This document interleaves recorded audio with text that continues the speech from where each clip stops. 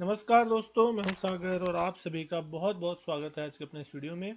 आज इस वीडियो में हम बात करने वाले दो आईटी दिग्गज स्टॉक एचसीएल टेक लिमिटेड और इन्फोसिस के बारे में। सबसे पहले अगर मैं आपसे यहाँ बात करूँ इन्फोसिस के बारे में, तो कहीं ना कहीं ये दोनों ही जो स्टॉक है वो बेस बनाने की कोशिश कर रहे हैं। दोनों की क्वार्टरली नतीजों के बाद कहीं ना कहीं इस स्टॉक में आपको हमने देखा था कि प्रेशर देखने मिला था, लेकिन उसके बाद से ही ये स्टॉक जो है वो अच्छा खासा मोमेंटम बनाते हुए दिखाई दे रहे हैं निचले लेवल से, और स्टॉक कहीं ना कहीं ब्रेकआउट को तैयार होते हुए दिखाई दे रहे हैं।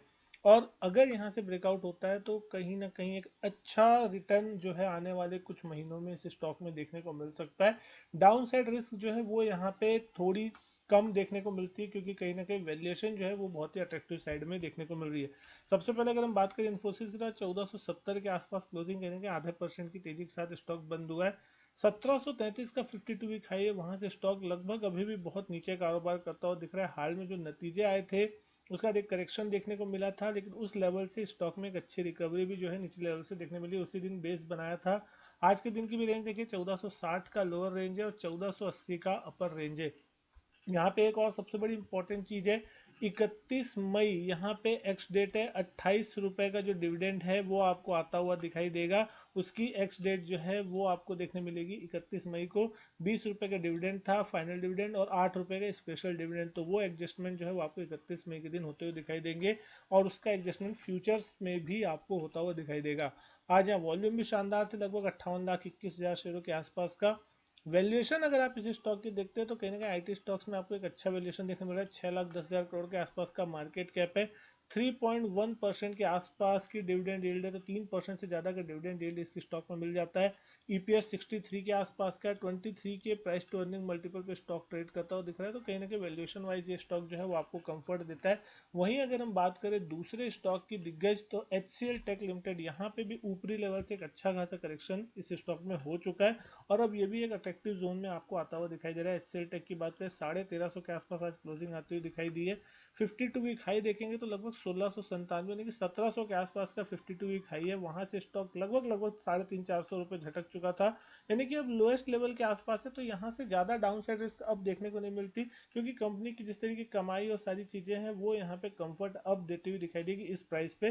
1700 पे अगर महंगा था तो 1350 पे अब वाकई में वैल्यूएशन थोड़ी ठीक देखने मिल रही है। आज के दिन की रेंज भी देखिए, 1338 की लोअर रेंज थी, 1360 के आसपास की अपर रेंज थी। 19 लाख 42 हजार शेयरों के आसपास के वॉल्यूम यहाँ पे आज के दिन हमको देखने को मिले। वहीं अगर हम बात करते हैं वैल्यूएशन वाइज इस स्टॉक की, 3 लाख 67 हजार करोड़ के आसपास का मार्केट कैप इसका देखने मिलता है। और डिविडेंड यील्ड यहाँ पे 5.17% की। यहाँ ऑलमोस्ट हर क्वार्टर में ये कंपनी जो है वो डिविडेंड देती है अपने निवेशकों को। तो डिविडेंड के लिए अगर आप इसको स्टॉक में इन्वेस्ट करना चाहते हैं तो ये स्टॉक एक परफेक्ट स्टॉक हो सकता है, जहाँ पे आपको प्राइस में भी अप्रिसिएशन देखने मिलता है, और साथ ही साथ आपको हर क्वार्टर में कंसिस्टेंट डिविडेंड का जो रिकॉर्ड है वो इस कंपनी की तरफ से आपको देखने मिलता है। यहाँ पे ईपीएस देख रहे हैं, 58 के आसपास की ईपीएस है, 23 के आसपास की प्राइस टू अर्निंग मल्टीपल है, 5.38 के प्राइस टू बुक पे स्टॉक ट्रेड होता हुआ दिखाई दे रहा है। तो इन्फोसिस या टीसीएस दोनों की बात करें तो पी रेशियो ऑलमोस्ट 23 के आसपास का चलता हुआ दिख रहा है। दोनों ही स्टॉक में ऊपरी लेवल से अच्छा खासा करेक्शन जो है वो हो चुका है। लेकिन चार्ट्स पे अगर हम देखें तो आप देख सकते हैं कहीं ना कहीं इस स्टॉक में इन्फोसिस को अगर सबसे पहले देख रहे हैं, 200 ईएमए के नीचे स्टॉक था। ट्रेंड वाइज अगर आप देखेंगे तो आपको थोड़ा नेगेटिव साइड में देखने मिलेगा, लेकिन अब ये स्टॉक जिस दिन यहाँ पे नतीजे आए थे 19 अप्रैल को, उसी दिन जहां ये स्टॉक खुला उसी दिन बॉटम बनाया 1380 के आसपास, और उसके बाद से कहने के स्टॉक कंसोलिडेशन कर रहा है। यहाँ पे कहने के एक्यूमुलेशन कंसोलिडेशन का माहौल था, और पिछले 2-3 दिनों से अगर हम देखें तो एक रिकवरी की कोशिश जो है वो होने की कोशिश हो रही है। हमने देखा था नतीजों से पहले स्टॉक लगभग 1500-1520 के आसपास कंसोलिडेट हो रहा था, क्योंकि उससे पहले एक एक्सेंचर की न्यूज आई थी जहां पे उन्होंने गाइडेंस वाइडेंस घटाया था, उस कारण से भी एक करेक्शन देखने मिला था। तो लगभग लगभग जो गिरावट हुई थी उसमें सारी न्यूज पचा ली गई थी। खराब नतीजे, एक्सेंचर की खराब गाइडेंस और आईटी सेक्टर पे जो प्रेशर था, वो 1720-25 के लेवल से घटते घटते स्टॉक 1380 तक के आसपास आपको देखने मिला था। तो अब यहाँ पे स्टॉक 1470 के आसपास कामकाज करता हुआ दिख रहा है। 1498 के आसपास अगर आप देख रहे हैं 200 डीएमए है, तो अगर ये स्टॉक अब यहाँ से चलने की कोशिश करता है, 200 डीएमए को निकालता है, तो 1500-1520 जो है इसके लिए पहला टारगेट होगा, जहां पे एक बार ये अटकने की कोशिश कर सकता है, क्योंकि उस समय नतीजों से पहले का जो लेवल था वो यही था। एक बार वो लेवल निकालता है तो इसके लिए जो कम से कम लेवल होंगे वो 1550-1560 तक के आने वाले कुछ दिनों में, हफ्तों में देखने को मिल सकते हैं। और यहाँ पे स्टॉप लॉस के लिए अगर आप लेवल देख रहे हैं तो 1420-1430 वो इंपॉर्टेंट लेवल होगा, जिसके नीचे अगर ये स्टॉक जाता है, ट्रेड करता है, तो फिर कहीं ना कहीं यहाँ पे आपको डाउन साइड रिस्क खुलती हुई दिखाई देगी। उस कंडीशन में फिर हम बात करेंगे कि शायद ये स्टॉक एक बार के लिए नीचे जा सकता है।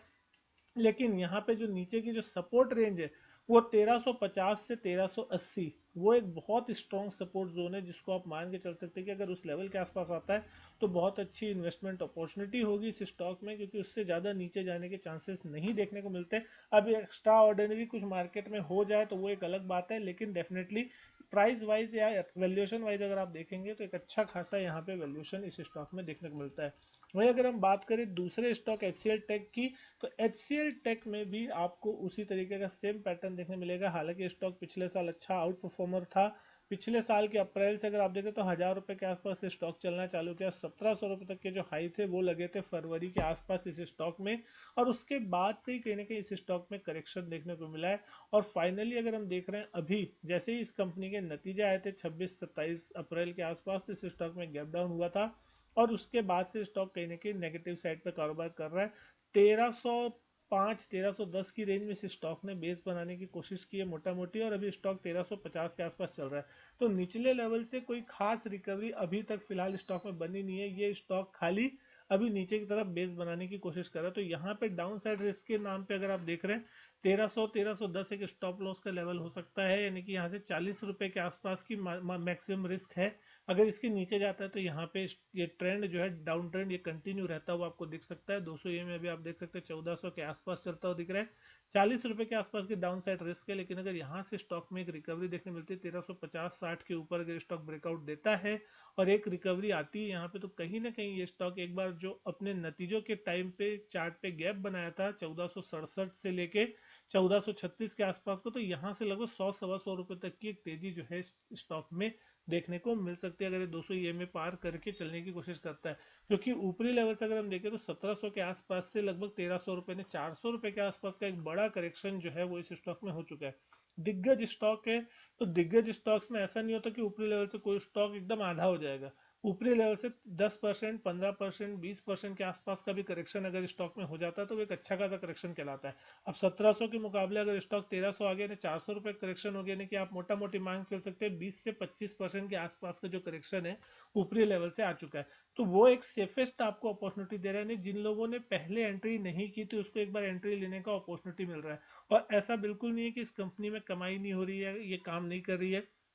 कंसिस्टेंट इनकम है, कंसिस्टेंट डिविडेंड रिकॉर्ड है। आप हर क्वार्टर में आप यहाँ देखेंगे इस स्टॉक में आपको कंसिस्टेंट ये कंपनी डिविडेंड देती हुई नजर आ रही है। तो डिविडेंड कोई भी कंपनी कब देगी, जब वो कंपनी कमा रही होगी। अगर कोई कंपनी कमाएगी नहीं तो वो क्या डिविडेंड देगी। तो वो कंपनी कंसिस्टेंट कमा रही है और आपको दे रही है, तो वो चीज भी आपको यहाँ पे एडजस्टमेंट होता हुआ दिखाई दे रहा है। और कहीं ना कहीं यहाँ पे प्राइस अप्रिसिएशन भी जबरदस्त देखने मिल रहा है। पिछले कुछ सालों में अगर आफ्टर कोविड का अगर हम देख रहे हैं तो HCL टेक का स्टॉक जो है वो एक बहुत ही बड़ा आउट परफॉर्मर बन के दिखाई दे रहा है, लगातार एक बुलिश ट्रेंड में। अब इतने बड़े ट्रेंड में अगर इतनी अच्छी खासी तेजी होगी तो ऊपरी लेवल से थोड़े बहुत करेक्शन आना लाजमी है। और वो अगर करेक्शन आते हैं तो उसको एज एन इन्वेस्टमेंट अपॉर्चुनिटी अगर आप यूज करते हैं तो डेफिनेटली आपको आने वाले 6 महीने, साल भर में इस स्टॉक में अच्छे खासे रिटर्न बनते हुए दिखाई देंगे। ट्रेडिंग की मैं यहाँ पे बात नहीं कर रहा हूँ, लेकिन डेफिनेटली अगर आप यहाँ पे इन्वेस्टमेंट की अपॉर्चुनिटी के हिसाब से अगर एंट्री लेने की कोशिश करते हैं स्ट्रिक्ट स्टॉप लॉस के साथ, तो डेफिनेटली आपको यहाँ से एक अच्छा रिटर्न बन सकता है। अगर ये स्टॉक यहाँ से 1700 की तरफ भी बढ़ता है तो 1350 से 1700 का रिटर्न अगर आपको आने वाले 6 महीने से साल भर के अंदर में भी मिल जाता है तो वो 20 से 30% के आसपास का रिटर्न होगा, और जो कि एक साल के अंदर या 6 महीने के अंदर में अगर मिलता है तो कोई बेकार चीज़ नहीं होगी। क्योंकि अगर आप FD में भी इन्वेस्ट करते हैं बाकी जगह में भी तो आपको 6%, 8%, 10% से ज़्यादा का रिटर्न नहीं मिलता। तो उस कंडीशन में यहाँ पे एक अच्छा रिटर्न बनाने की अपॉर्चुनिटी इन स्टॉक्स में होती हुई दिखाई दे सकती है। हालांकि थोड़ी रिस्क होगी, तो 1300-1310 एक अच्छा स्टॉप लॉस का लेवल यहाँ पे हो सकता है। उम्मीद करता हूँ वीडियो पसंद आई होगी। वीडियो अच्छी लगे तो लाइक करें, शेयर करें, चैनल नहीं किया सब्सक्राइब तो चैनल सब्सक्राइब जरूर करें। मैं आपसे मिलता हूँ अपने नेक्स्ट वीडियो में, तब तक के लिए goodbye and thank you.